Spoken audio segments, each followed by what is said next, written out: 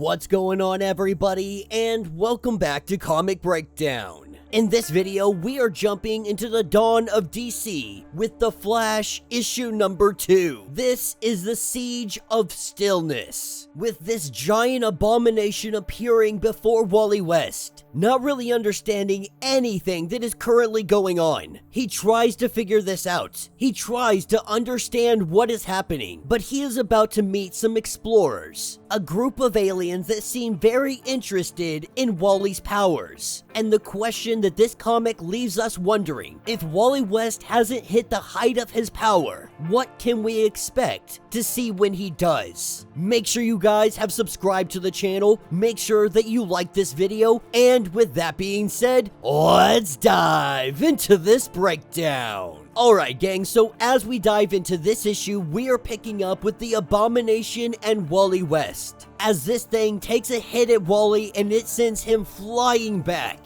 Wally is left wondering, what is this thing and what does it want? Not really having an answer, he assumes that it's some kind of non-verbal abomination from between realities. Not knowing really what it wants, we see it shred one of the apes. It rips her along all lines and all angles. To Wally, this doesn't even make sense. All he knows is that it is time to act, as they give us a flash fact, saying that Wally can't do what he does without his aura, a bubble of space-time accelerated to the same velocity as himself. It lets him breathe. It lets sound waves reach him, stops him from getting squished like a bug on a windshield by air pressure and friction. That is, if his powers are working like they should be. But lately, Wally West's powers have been glitching out. Nonetheless, he charges in, full speed at this abomination, and it shatters. But Wally pops up on the other side only to see that this monster is rebuilding itself. That it travels like nothing he has ever seen before. No continuity of motion. It's like it's not even moving at all, trying to get one of the apes up to help him out. They have no intention of doing so. When the ape hits Wally with its gauntlets, we see that Wally is sucked up into that little bubble just like everybody else. Exactly what happened to the cops. This puts him in a state of stasis, except he is able to think.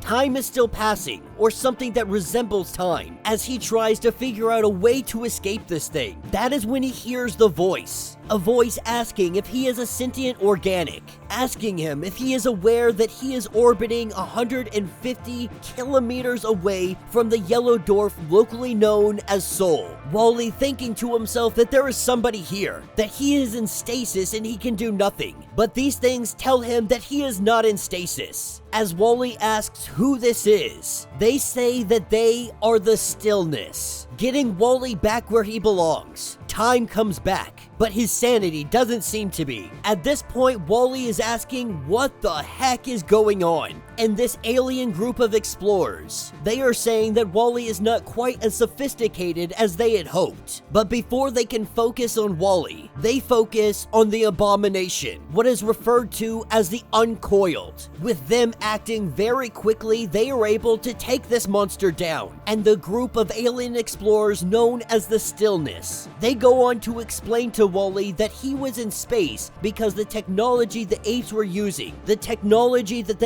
using, it's something like a local gravity well. So he didn't fly into space. He remained still relative to the sun while their planet, it moved onward. And as for the Stillness, they are explorers. They are seeking to study a class of entity quite incomprehensible to the sentient organic mind of Wally West. But they refer to this entity that they're looking for as the Archangels. They assume the temporal disruptions on this planet were an attempt to lure in such a being. Obviously, they're seeing that that was not the case, as all of these beings surround the Uncoiled. They do something and they get rid of it. We don't really understand what they do, not yet anyway, but whatever they do, they are able to banish this creature away, and they let Wally know that he has a lot to learn. They don't believe that Wally can even fathom the idea of the forces that it has spent decades toying with. They refer to Wally as the failed pilgrim, but something that they're gonna keep an eye on. As Wally returns home for the evening, he cannot help but think of everything that has transpired. This is what takes him to Mr. Terrific,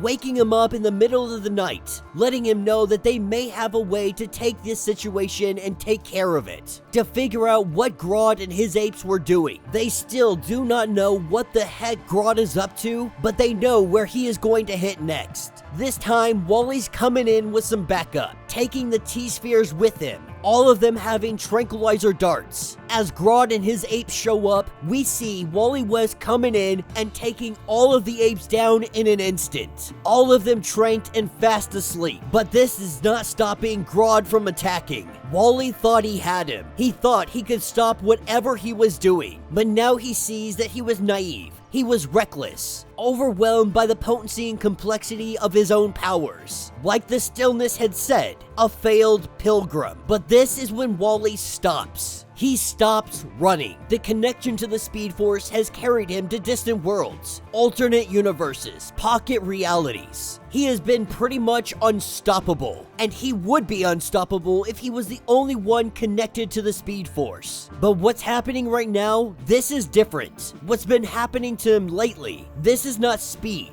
It's not traveling to anywhere. It's simply stepping outside. Outside of everything, of physics, distance, vibration, out of time, out of the thread of the story itself. And for Wally, this would be terrifying, if not for the little detail he had only just figured out, that he can step back in at any time he likes. And so when Grodd makes his attack, Grodd goes right through Wally West, with Wally popping back into continuity, if you will, back into reality. He says a simple word, stop. He doesn't know where or how. He doesn't know what impossible planes he crossed or how deep he can go. But he knows that this is not speed. This is a dissection. But even learning this new power, this new ability, Wally was still unable to stop Grodd from completing whatever it is he was making. And now something at the center of all of this is about to go down. This is where we pick up with Barry Allen, currently on the phone with Iris. And Iris is saying that she knows that Barry has gone through a lot lately. No one can blame him for taking a break from his powers. He tells Iris that everything is fine, but it appears that there might be something wrong with Barry Allen. And that will be the end of this issue.